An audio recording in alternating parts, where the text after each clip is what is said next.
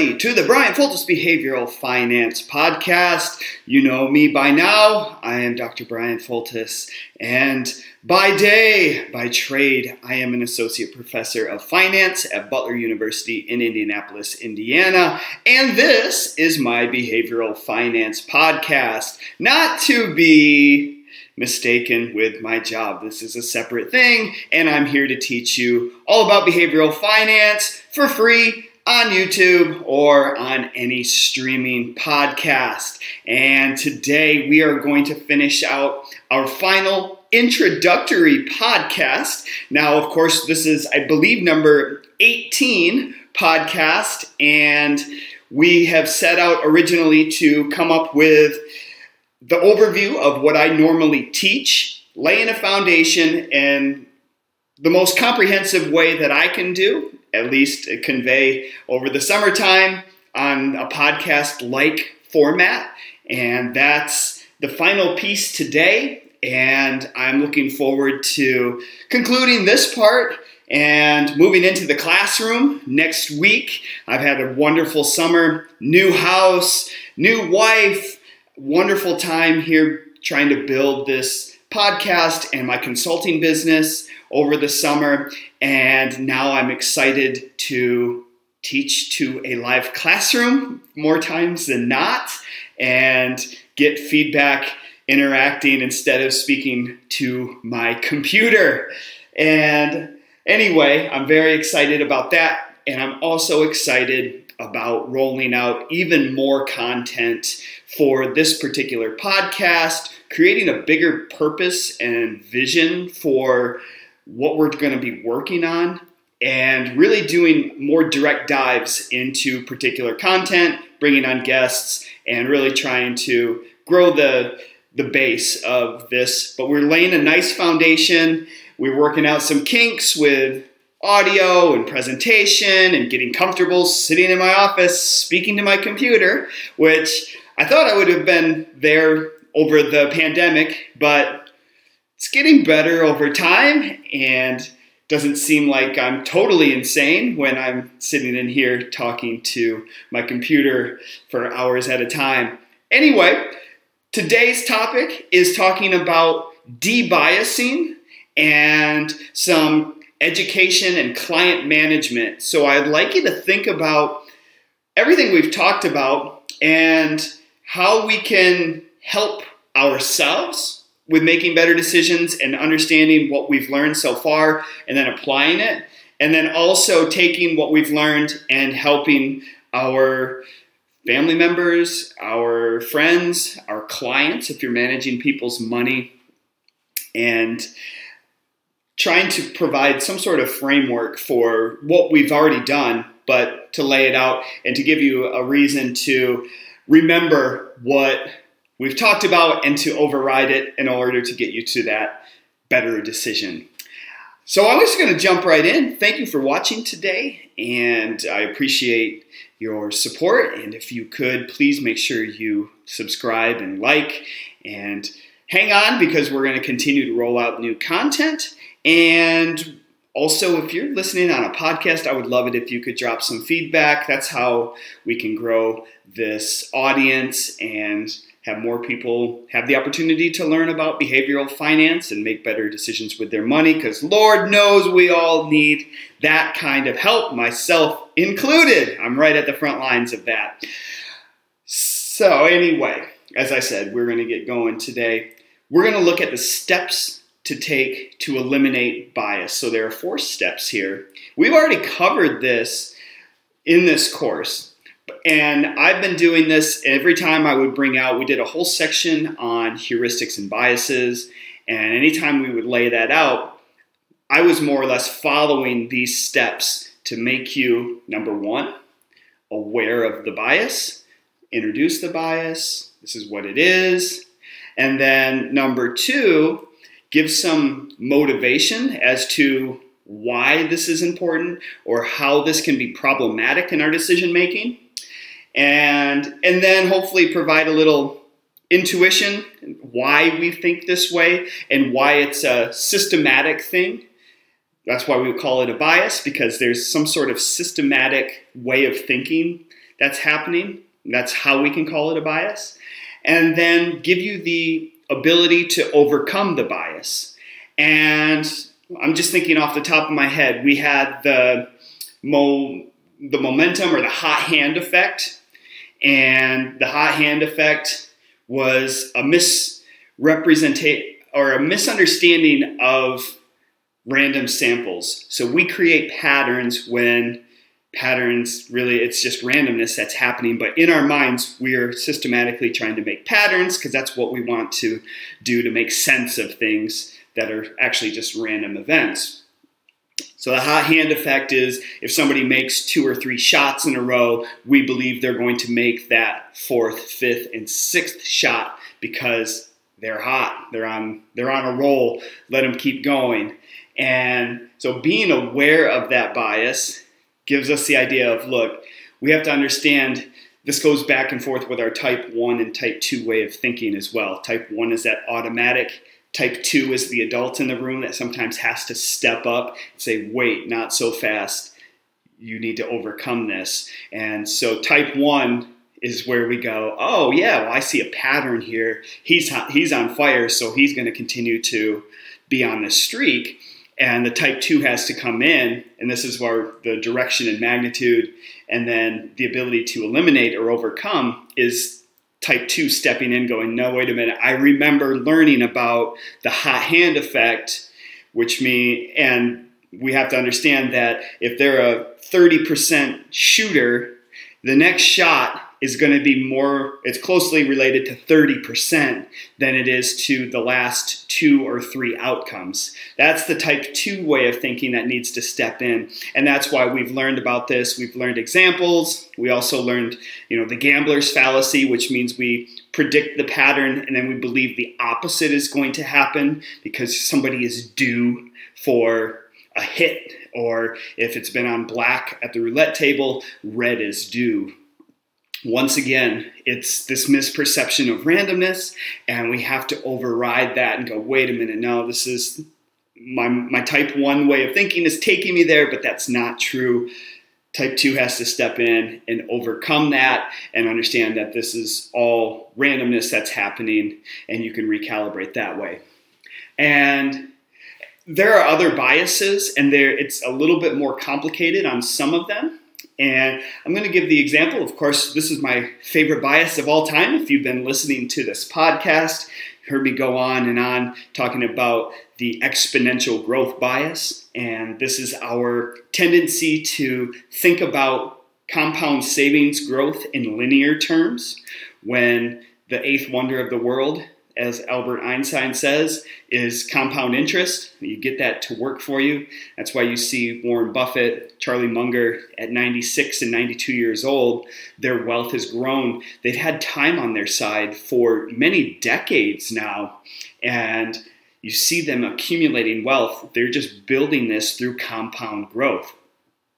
Now, what we try to do to eliminate our tendency to think in linear terms is I actually took this into the lab, the experimental lab, because I wanted to know, first of all, if I gave you the actual equation, which is, remember, future value equals present value times 1 plus our rate of return to the time power. And we did that example. So if we have $10,000, actually, let's write this out just because, it's nice to have another crack at this. And here's my proposal. Here's how I'm going to set up this. And I've got to do the math on this anyway as we're going on the fly. But I feel like this is important because, you know what? I think I did talk about this in the other podcast, Getting Married, and trying to get people to understand that if you have a $20,000 wedding, and I know some of them, they can go higher. I'm just throwing out $20,000 as a number. But if you could barter with your in-laws or your parents, write us a check. Each set of parents write a check for $10,000, and you take $2,000, book a flight, whole week's worth. So you just take 10% of that $2,000 and leave the rest 18 grand. Just leave the rest at 18 grand. And let's say you're 25 years old when you do this, and you're going to leave this in and you just take that $18,000, leave it in S&P 500, SPY, leave it in an ETF for 30 years. And historically, if that's going to earn 10%, here's our setup. It is 18,000 times 1 plus 0.1 to the 30th power. Well, if I'm punching that into my calculator, I go using math, or what is this? The higher order of math. 1.1 to the 30th power to the 30th power equals 17.45 times 18,000 gives me $314,089. So that $18,000 would grow to $314,000 by the time you are 55. What if we did 65? Just let it grow to 65. That's 40 years. So now we're going to go 1.1 to the 40th power.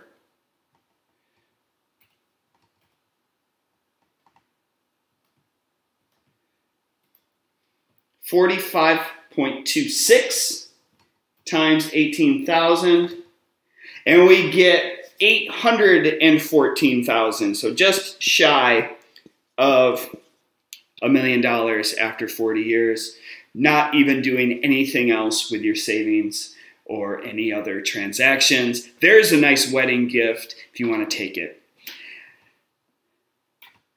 So there's one way of learning how to overcome the exponential growth bias. Learn this, and I hope I've done it. If you've listened to my podcast, you should know how to make that calculation and apply it, and not just listen to anybody else who's showing you those numbers.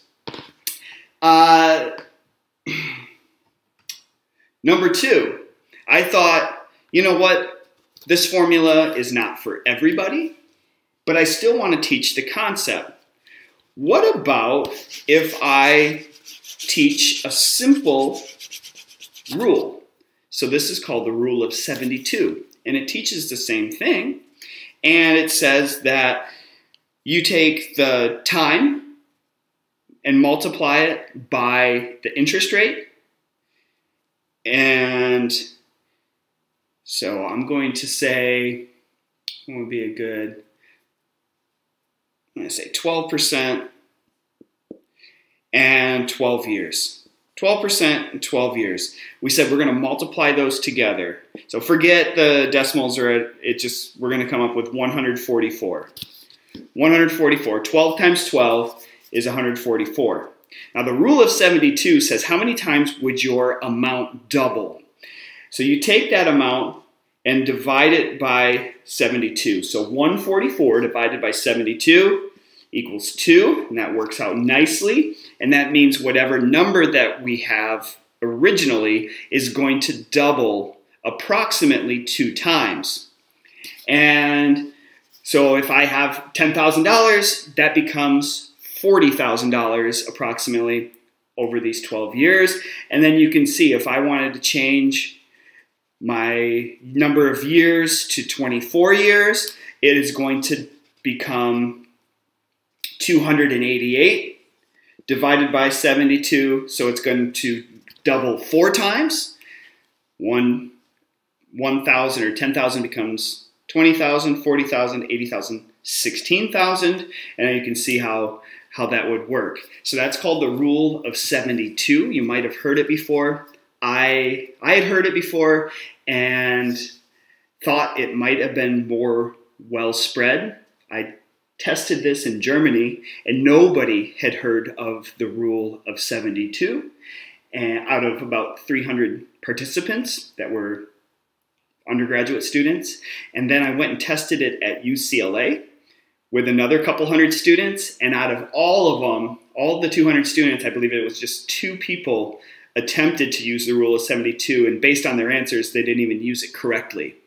So we've got formal education, doing the actual formula, mental shortcut, that's number 2, and we've learned that the mental shortcut is not really sticky. People aren't remembering it very well.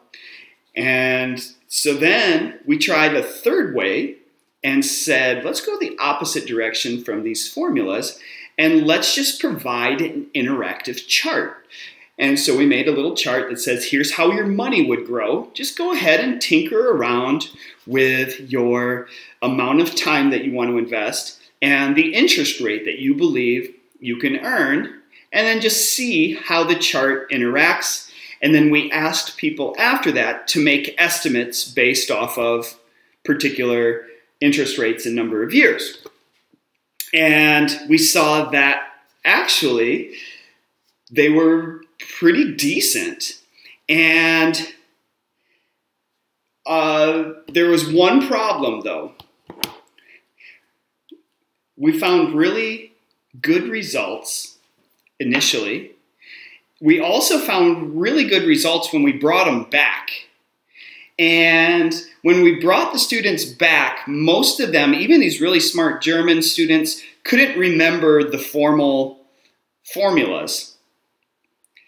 And so their answers got pretty wishy-washy. Those who got the experiential learning, seeing the interactive charts, were more accurate. But they didn't like the experience because they didn't like the fact that they didn't know for sure. The students who got them all wrong, that got the formula, didn't like they loved the experience, but they didn't have good results. So we had some mixed feelings here. But what I concluded is that each person is now going to have a different learning preference. Some of us will just be totally fine learning the formula, and if we apply it with enough consistency, we can use it and be accurate over a long period of time. Those who don't are going to be more benefited by using the experiential learning tools.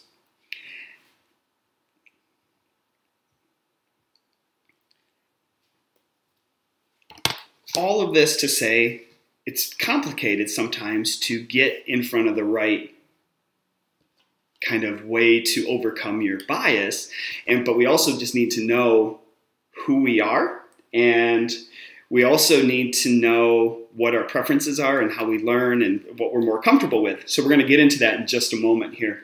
But before we do that, you've seen that in this, what I was just talking about, that if we give somebody a learning on how compound interest works or anything financially based, and we give them, even if it's 3 weeks time off, a lot of that learning is forgotten.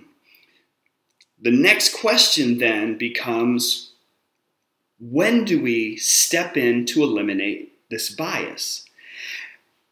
And the old school way of thinking was financial literacy.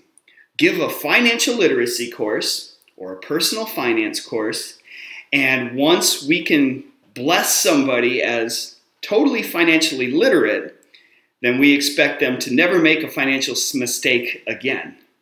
And we would expect fully rational decisions from these individuals. And what we found, though, is that financial literacy, based on its formal definition, doesn't actually drive behavior and make better savings decisions. There's knowledge, and then there's behavior, and there was a disconnect from just teaching financial literacy. And what we found in the studies that we've done is that, yeah, we give somebody a learning, but by the time it's come to make a financial decision, even if it's 3 weeks down the road or if it's 3 years down the road, they're going to have forgotten a lot of it. We're back at square one. What we've proposed then, as maybe a more effective way, is what we call a just-in-time learning. You might have heard of the old manufacturing, just-in-time manufacturing. Something is purchased, then you make it right away so it's not sitting on the shelf. Well, this works with financial learning when it is time to make an important financial decision, whether it's a savings decision, retirement decision, or a house purchase. That's when the learning should happen, right at that moment, and the learning should identify the biases that are involved with that decision. And this is where I've thought a lot about helping people make college decisions. By the time they reach campus and we tell them how much it's going to cost to go to Butler for the next 4 years, it's pretty much too late. They're already on campus. They've already committed. Now they just have to roll it out and try to deal with it in the best way possible. What I really would like to do is try to get that just-in-time learning back when students are juniors in high school, when they are looking at different options, and try to give the power to the guidance counselors and to parents about here are the costs involved, here are some rough estimates about what you're going to make when you graduate. So now you have this cost and benefit analysis. At least you have some numbers to work with. And some people need to realize that you could go and do an art major and work as a barista to be an art major. And when you graduate, you're still going to be a barista at Starbucks. And just there's not, and I'm not saying anything bad about art. I just know that with the job market and the way it is here in 2023, I mean, we were a few hundred years ago, artists, poets, those were the ones who were making really good livings. But some of these majors just aren't going to give that money back. So you're going to graduate with a lot of debt, and you're going to have a really steep uphill battle before you can pay that off, and with not a lot of income power. So can we have this? I know it's a hard conversation, but can we have this beforehand so people can anticipate what to do, or maybe think of alternatives, even saying, hey, maybe if I just go to community college for a couple of years, I'm still passionate about art, but now I have a plan on how I'm going to pay for it. I understand my limits, and so I can't have a ton of debt because it's going to be really hard to pay off. Have those kinds of conversations. And then also, I think I might have said this before, but there are some students who frankly should just get a trade. They don't even need to go to college. The social norms say you should go to college, and that's what everyone does. That's what everyone has to do, but that's not necessarily true. You could go electrician, plumber, AC, heating, cooling. These guys are making per hour just as much as a lawyer sometimes, and you don't have to go through that really hard process of getting a degree, or a bachelor's degree, and taking on debt for something that is not a good fit for somebody's learning style and somebody who just needs to be working with their hands on a craft. So again, I wish we were out on the front lines a little bit better identifying this. But all I'm trying to say here as well is this is just-in-time learning. And I'm really passionate about trying to figure out those points, not only for high school students, but think about people making home purchases when they realize, well, here's my final monthly payment that I'm going to be making. Most people, myself included, don't really know that until the very end when you're closing on a house. And we walk into these things going, oh, I think I know what I'm getting into, but then you're sitting down at closing and that's when they reveal those final numbers to you. How are you going to walk out of there? It's way too late to have that learning and that kind of, well, we need to give you all this information for transparency. Well, I'm not going to stand up and go, hey, we can't sign on this because it's too expensive. You're just stuck. So that's what we're saying. Just-in-time learning needs to be right in time. A couple more things here. Why do people look at their portfolios daily? Why do they perform worse than others who don't? And this is a slight sidestep. There's two reasons. One is myopic loss aversion. And I'm coming back to this from a previous podcast because those who are looking at their portfolio every day, and we're watching CNBC, I got my TV behind me every day, it was a good excuse to come up with an Excel spreadsheet. I just ripped the last performances for the last 900 days on the S&P 500, and I came up with how many times did it close negative. Because I thought certainly markets usually go up, so maybe it's like 30-35% are down days. It was 47.7% negative decline days. And so if you're watching CNBC every day or watching the market every day, that is 422 chances out of 900 to have an emotional response based off of our loss aversion. And we're saying this is why people perform worse when you're paying more attention. And they think they have more knowledge, but sometimes the more knowledge is to turn a blind eye and let it play out over a longer period of time. One other thing, we're going to talk, I have a whole podcast devoted towards what we call the disposition effect. It's our tendency to sell winning stocks too early and hold on to losing stocks too much. We mentioned this before. I'm going to save that for a whole separate one because there's a trading strategy involved that we're going to use to eliminate that bias as well. One final thing is we're learning about ourselves is understanding our budgeting personality. Our budgeting personality. So there's a quiz here that I'm going to read to you.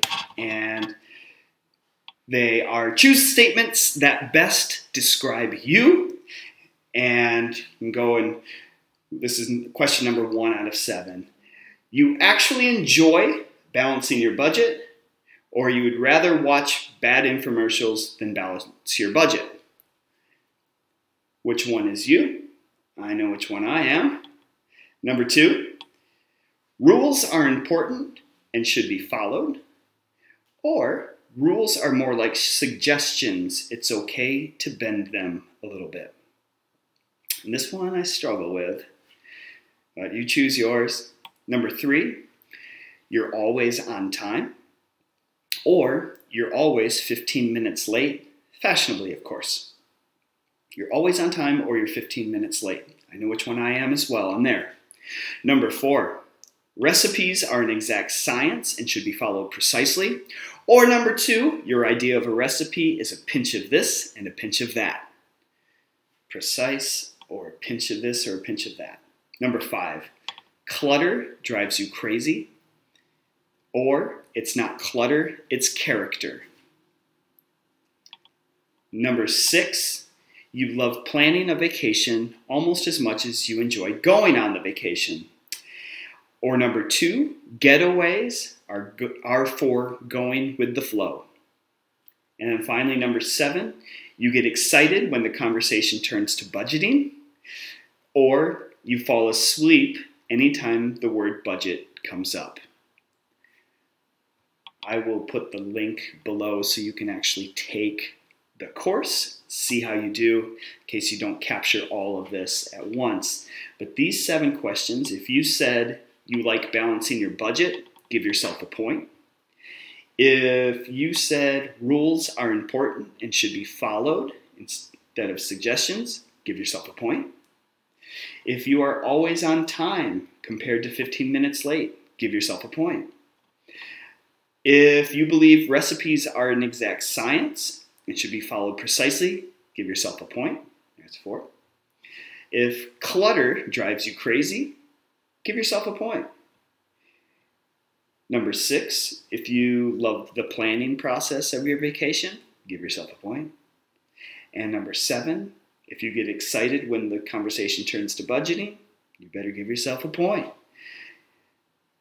If you are the opposite ones, you stay 0. So you should be able to come up with, out of those 7, anywhere from 0 to 7. Now, I know personally that I love balancing budgets. I love talking about budgets, so I'm already at 2 points there. And the ones, I'm always on time. That's the German experience, living in Germany. They'll make you on time. And clutter drives me crazy. That is running away from my childhood when my house was a disaster. Now my house is, keep it really tidy because I don't like the way that feels.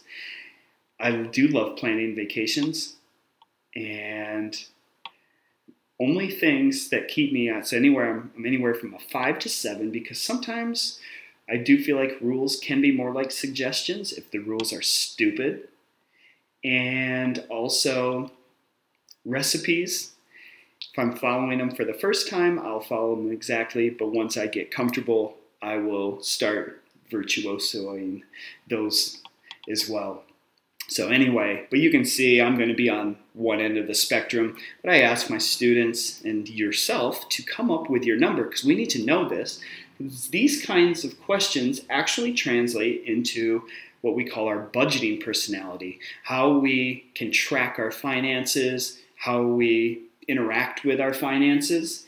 And if you are on the end of 0, 1, and 2, there's nothing wrong with it. You didn't fail. You're just on the go with the flow. If you're Dave Ramsey, you might have heard him talk about free spirits. And it's a go with the flow kind of mentality. Budgets are not going to be their best friends. And so we have to have completely different conversations with individuals who fall at the 0, 1, 2, and even 3 range. On the other hand, if you have somebody who is 5, 6, 7, these are the nerds, and these are people who like to plan things and like order. Budgets are much more natural for these individuals. And when I say it's not surprising that nerds marry free spirits, what I mean by that is it's shocking when they don't marry each other. In fact, every counseling session and every couple I've met, I can't even think of one exception. There's one nerd and there's one free spirit. And it seems that the more extreme one nerd is, the more extreme the other free spirit is. And when we're talking about all of this budgeting and financial advice together, we have to understand who we are, who our clients are. Just because I'm a nerd doesn't mean that I need to expect everybody else to love budgets and to follow a budget.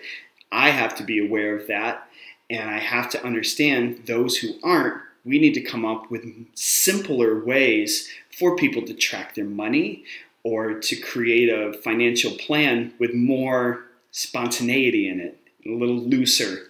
Somebody on the nerd side, we can talk the same language, we can run that budget and crank the numbers and do all that fun stuff. But if you're married to a free spirit, we need to have conversations to get on the same page. And that's one thing that I've been working with Mandy, who's of course on the lower side of this, not the spectrum, but the budgeting personality free spirit side, and going, no, we're still working together as a team or as a partnership, and it's okay. I'll run the numbers because I like doing it, but we're going to sit down, wine helps, and we're going to talk about how we're doing and what we need to work, maybe even improve, or what's going well, and just get on the same page. So a lot of the work has been done from her standpoint. I'm doing what I like to do, and now we're both on the same page moving forward towards our financial goals. And then one final piece, this is the final piece I promise, is understanding our own, this kind of goes back to our chapter 1 where we talked about our own risk, understanding our own risk, and our clients' risk tolerances. Now, there are 2 types of risk. One is subjective risk. This is a general attitude and belief towards risk. How would you like your money to grow? If you open up any sort of financial account at a discount broker, or if you have a financial advisor, they'll give you a questionnaire and say, how do you feel about your growth? What's your objective for your growth? And of course, everybody goes, well, I want my money to grow really fast. And I want it the most growth in the least amount of time. That's what we all say. And so, of course, I'll go aggressive on this. And what we don't understand, and this is our belief, and subjective risk, yeah, let's let this thing grow. And, well, there's risk involved. Yeah, so what? I understand the risk involved. Subjectively, we understand. Objectively is when it actually happens to us, when we actually experience risk. That also means when we have a loss. Objectively, how do we feel? We said we were highly aggressive when we filled in a little bubble on our questionnaire, but when we lost 20% or 30% in our portfolio in a year, were we willing to accept that risk? That's the objective risk. And that's why even in chapter 1, back many podcasts ago, that's why we asked you, we're going to talk about risk, we're going to talk about loss aversion. Here's a bet. And I didn't ask you, hey, what do you believe about this? I said, I've got $100 here. Are you willing to put up $100 for this coin flip? That gets straight to the core of somebody's objective risk. And we've also learned that that could be $100 or $10,000. And our risk aversion levels or our loss aversion levels don't change very much despite even if the amounts that we're wagering differ or get larger or smaller, our risks usually stay the same.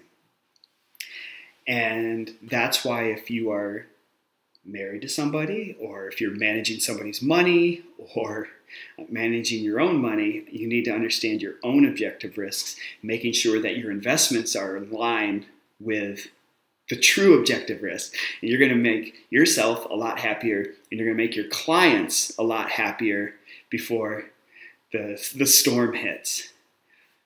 And that, my friends, concludes the materials for the class. You've made it through to the end. You didn't have to take any exams. This is our free podcast. But I do thank you for listening and watching. And if you have any questions, please do not hesitate to reach out to me. You can find me on YouTube or on Instagram, bryanfoltice.com. Would love to serve you in any way possible. So please let me know how I can do that. Otherwise, I wish you a great rest of the week, and we'll be back for more content next week, Tuesday. Thanks, everybody. Have a great day.